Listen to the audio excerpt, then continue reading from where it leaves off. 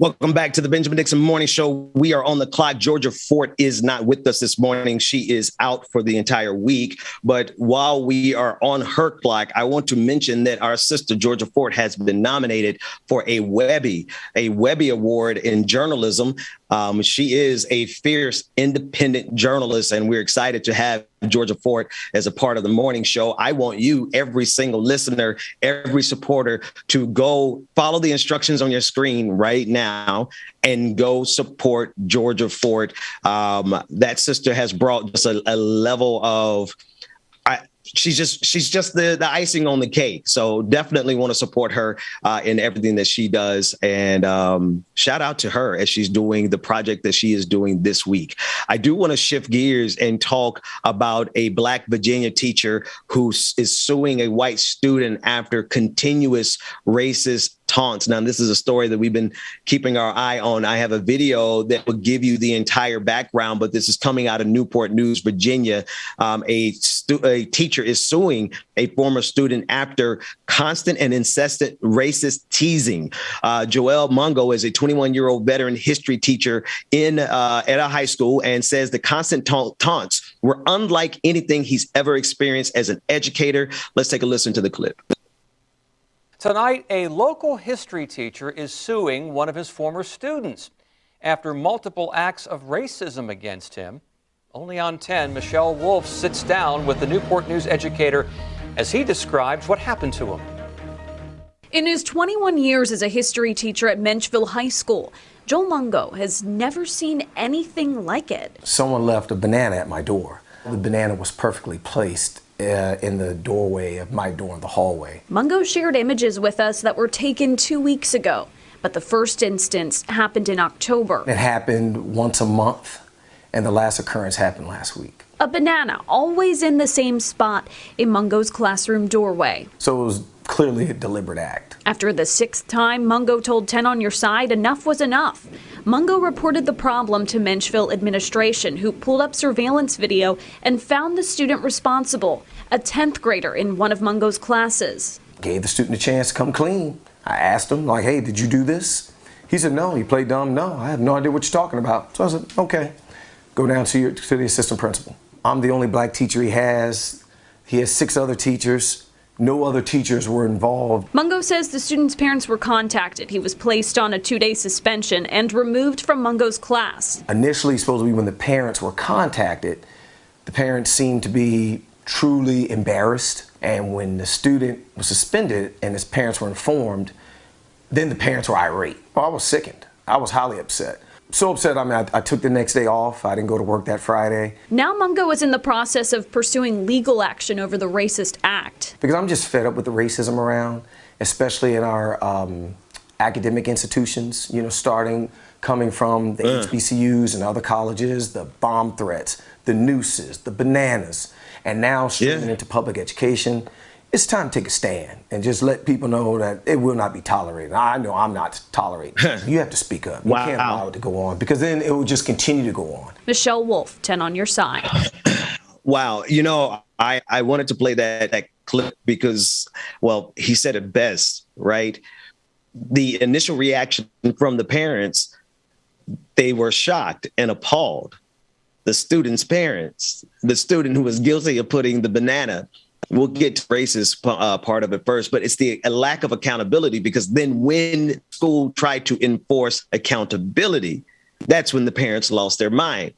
And that's what this is all about, isn't it? It's about these white people. Yes. Hello, white America, being free, do whatever you want to do without any accountability.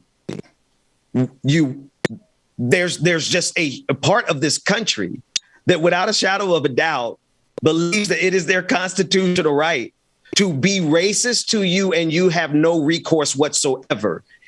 And if experience the slightest bit of accountability, well, then they think that their rights have been infringed, because this is what we're seeing in this clip. This is what those parents did. They were appalled when it was all a slap on the wrist. But once suspension came, that's when they lost their cool. Of course, because when have white conservative, I guarantee if you look at this family, there's one lockstep, make America great again. There's no question about it. Prove me wrong. They're Donald Trump supporters. Prove me wrong. I guarantee you that this is exactly what they're being fed through their television every night. Fox News, Tucker Carlson. And this young man who's not watching the news, he's online in the chat rooms with the Proud Boys, the other incels who have a very difficult time getting any type of interaction with the female persuasion of our species. So therefore, they take out all of their latent frustration with bananas. This is what we're dealing with. And while that is funny, we do turn the corner and they turn into Kyle Rittenhouses. These kids who probably have everything that they want or need, probably has every game system that he wants, every luxury that he needs, but somehow he feels that he has been slighted enough that he has to make a political statement, a racist political statement right here every single day. And then when someone tries to hold him accountable, his parents lose their minds. But Ben, like you said, his parents claim they appalled, but I think they're just more appalled that he got caught doing it, because he had to learn, like you said, he had to learn this from somewhere. He ain't, you know what I mean? He ain't just get it from out the thin air. Absolutely. And you said, we were saying, Dwayne, behind the scenes, you were like, you didn't expect this from that particular city, Menchville. You know the area. From that school. Yeah, from that school. I was kind of joking. I was thinking more like the Tab area, one of those schools that's more predominantly white. But, you know, it can happen anywhere. Yeah, it is happening. That's the crazy thing, man. Racism is a learned thing. And this generation is doing a really good job teaching their children how to be racist. This is why they fight so hard against critical race theory, right? They simply do not. And I don't know what it is. What, y'all really want to say the N-word that bad?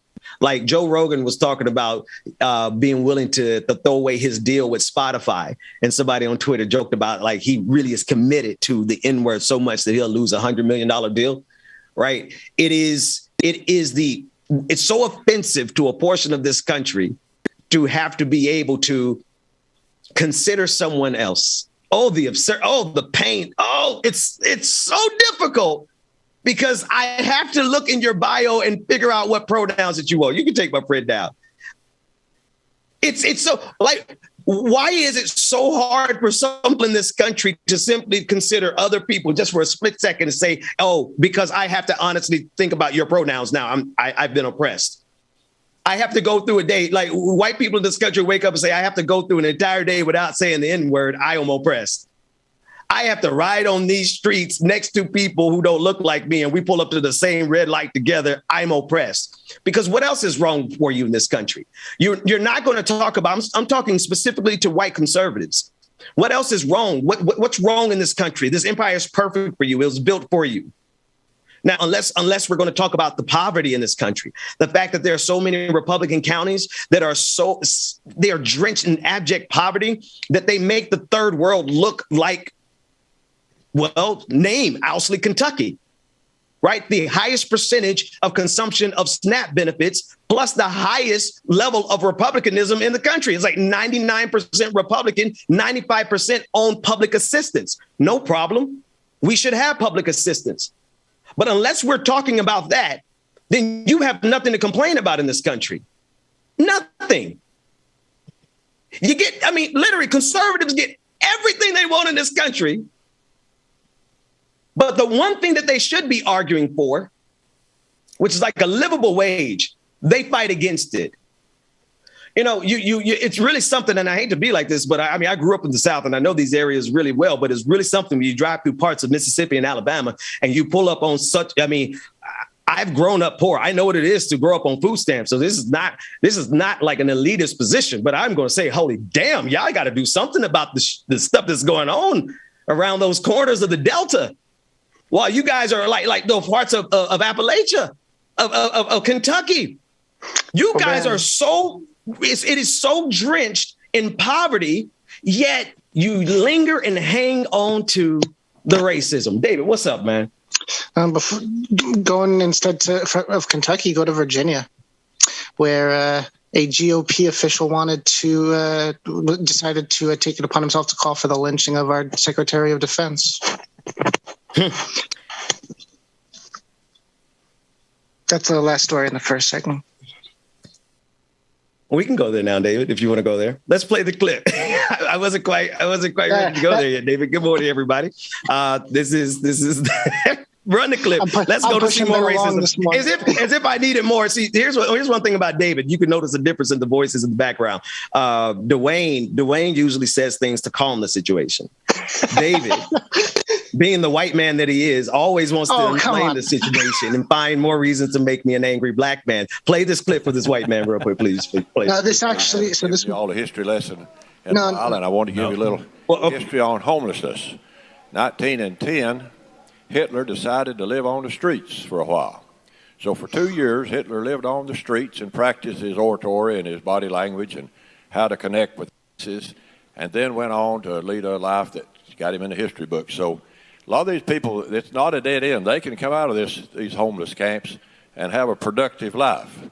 Or my God, a very unproductive life. I support this bill. So okay. Before we get all confused, that was supposed to tie into what I was bringing up. That's a Tennessee senator who was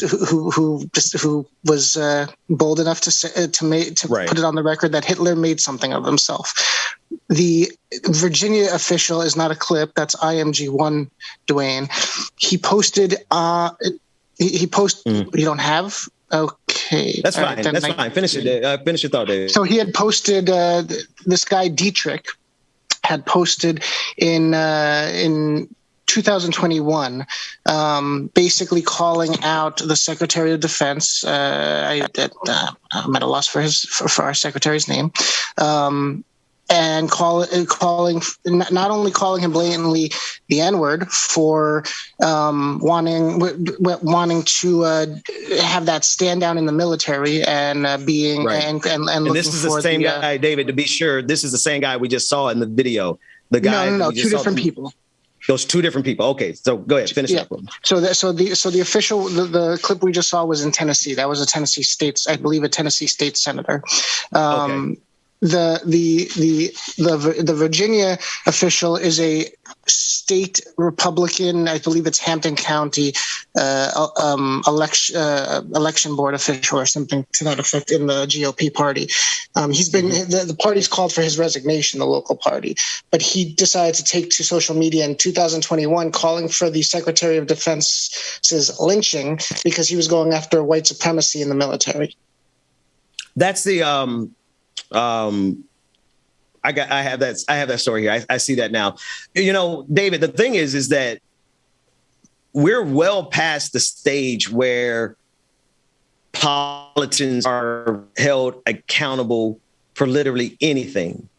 We're at the stage where, as you're describing, they can call for a lynching of a public official. Now, had a regular citizen called for some type of violence to be done against a politician, you'll get a phone call immediately. Don't ask me how I know. But in this case, a politician is able to threaten and call for the lynching of the Secretary of Defense. And as you said, the key point is because the Secretary of Defense made it an issue to call out racism and white supremacy, and not just call it out, but root it out. And here we are now, accountability, right? Any level of accountability for racism, any level of accountability for white supremacy, any level of accountability for their actions is seen as a cancel culture. No, it's accountability culture. Because nobody else is free to run around this country and do whatever they want, except for white, aggrieved, conservative men. And the Marjorie Taylor Greens that love them. Running around the country like Kyle Rittenhouse getting away with murder. Shooting somebody, shooting two people. That is a statement of fact, yet he wants to have the political power and the economic power to threaten media organizations from being able to say that it is a statement of fact that Kyle Rittenhouse murdered two individuals, shot and killed them. They are deceased. He homicided them. But we're at such an absurd point in history where they believe we can't say those types of things because they want to threaten us, because they want to be able to control the narrative so much so that they can get away with calling for your lynching and nobody do anything about it. Even more so, they want to get back to making America good old days again, when they literally lynched us and went to church on Sunday morning. I want us to remember we're dealing with a group of people who are no more than 2 generations removed from burning us in front of their churches before they had dinner together, collectively, with their children, with the searing body of Black people hanging in the tree. I mean, I don't know how they could stomach it, but they did. The level of savagery that we're dealing with is not something that we should just casually say, they're just playing around. When they call for the lynching of the Secretary of Defense, they mean it, because I guarantee you somebody in their lineage lynched another Black person while they waited for Sunday school to start at their magnificently saved evangelical churches. I just really want people to understand that we are dealing with sociopaths. And while we have the lights, camera, and action in the presentation of a regular media station, we're going to tell you the unadulterated truth, whether you like it or not. And we're not even in that segment yet. I want to go to this next story real quick. I want us to keep our eye on what's happening there in Virginia with Joel Mungo, with that, because it's the simple things. Here it is, folks. We can't get accountability for something as simple as a prank, but it extends all the way to having the inability to get accountability for people like George Zimmerman, Trayvon Martin, a system that is designed and the laws are perfectly crafted to allow simple, uncomplicated, sexually deprived, white, conservative men, give them the right to kill us. Those laws are being crafted. I am not joking. Mississippi, Alabama. In Alabama right now, in Louisiana, there are laws being crafted that are going to expand the amount of room, leverage that is given when a person is allowed to claim self-defense. This is where we are. They're expanding the definition of self-defense to include your reaction to protesters. Those are laws that are trying to be spread right now through the South. They are trying to expand. I'm going to say it again for dramatic effect. They are trying to expand the definition of self-defense to include a person's reaction to feeling threatened by protests, which will then give them the ability to shoot us. And if you want to take them to court, well, we've already seen how that plays out. Not only do they get away with murder, but they go on tour. So we're going to be keeping an eye on all of that. I want to shift gears a little bit and deal with President Biden's pause, yet another pause on student loan debt. Now, we are fierce advocates here for the cancellation of all student debt, because education is one of the number one ways that you can increase the GDP of a nation. There's just a direct correlation. You invest in education, you increase output. So therefore, it is an investment into the United States of America. Every person that went to get a degree of any type, I don't care if you went to get a degree in water polo, water hockey, whatever, you went and got an education, that is a net benefit to this country. Therefore, all those debts should be canceled. In the meantime, President Biden is pausing the debt one more time. 4-month pause has been announced. According to CNBC, they're reporting that the Biden administration is going after another 4-month pause. President Joe Biden has said it remains too early to ask borrowers to begin paying again, and went on to say that student loan repayments should resume in September. Though experts say another extension could be possible. And there was more good news, according to CNBC, for borrowers who had fallen behind in their payments before the pandemic. The U.S. Department of Education says it could soon pull millions of borrowers out of default by marking their accounts as current. Yes, they really can. Officials believe borrowers deserve a quote unquote fresh start on the repayment of their loans by eliminating the effects of defaulted and delinquent loans. The U.S. Department of Education says it wants to help borrowers re-enter repayment in good standing. Cancel all of it. All the debt. I appreciate the pause. Go ahead and pause. You can also, for anyone who's wondering, at any point, you can call and ask for a deferment or ask for a hardship, because quite literally everyone in this country is going through a hardship. We're going through a pandemic. That alone is reason enough for us not to have to worry about paying student loans. I think I should stop there, because I have a very visceral reaction to the student loan industry because of how obscene and perverse it is. You're really not not going to find many industries that are delivered directly to vulnerable students, the most vulnerable students who literally have no other way of going to college except for getting into debt. What other industry has brought and ushered directly into you at your most vulnerable point and exploiting you for a lifetime of debt with interest rates that will never allow you to recover? Period. The interest rates and the amount of money that you have to pay back, you don't even get close to your principal, and you can spend the rest of your life paying back these loans. It's a very nefarious industry, but it is how we treat our children in this country. We saddle them with enough debt that they have to struggle for the rest of their lives. But the good news is you have 4 months to pause on all those payments. One final story. The world agencies are sounding the alarm on the food shortage. Organizations are making an urgent call to combat insecurity in poor nations. On April 13th, major international organizations issued an appeal for urgent measures to combat rising food insecurity in poor countries. The requests include a call for financing to support farmers and boost food supplies. The AFP reports that energy and food prices have soared since sanctions have been placed on Moscow following Russia's invasion of Ukraine. Rising natural gas prices have impacted fertilizer production, which in turn has hurt farmers and food production. It is critical to quickly provide support for food insecure countries in a coordinated manner. IMF, World Bank, World Trade Organizations, and the UN World Food Program said in a joint statement. Finally, the urgent call for assistance comes after protests have erupted in some countries over high prices and food shortages. Now, we can't compare the type of shortage that we see across the global South with the standardized shortage that we see in this country. We do have food deserts here in the United States of America, and we see that reflective of what we're seeing across this globe. We have the ability to provide every person on the face of this planet with housing, food, clothing, education, and healthcare. And every single billionaire would still be a billionaire.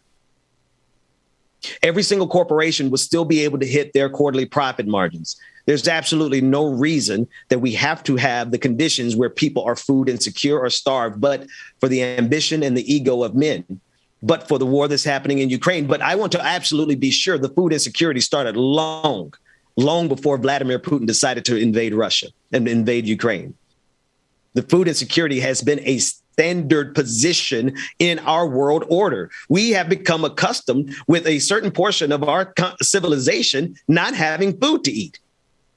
And we have become comfortable with a certain portion of our civilization not having a place to sleep. And it's the most absurd thing because it's not as though these ventures are unprofitable. You can make money off of helping people. But the preferred way of profiting in this civilization is to exploit people until they have absolutely nothing left, not even food. This on a planet that's capable of generating the most obscene wealth that we probably will see in a lifetime ever, period. Every resource that we need, every commodity, every natural resource, everything that we need to survive in perpetuity is already here on this planet, yet and still we can't even get close to that level of civilization because we can't satisfy the greed of the richest people in the world. Instead, we have children who go to bed hungry every night. That said, we're going to take a break. When we come back, like it or not, it's going to go down. It's going to go down long enough to see who all's here with me this morning. It's the Benjamin Dixon Morning Show.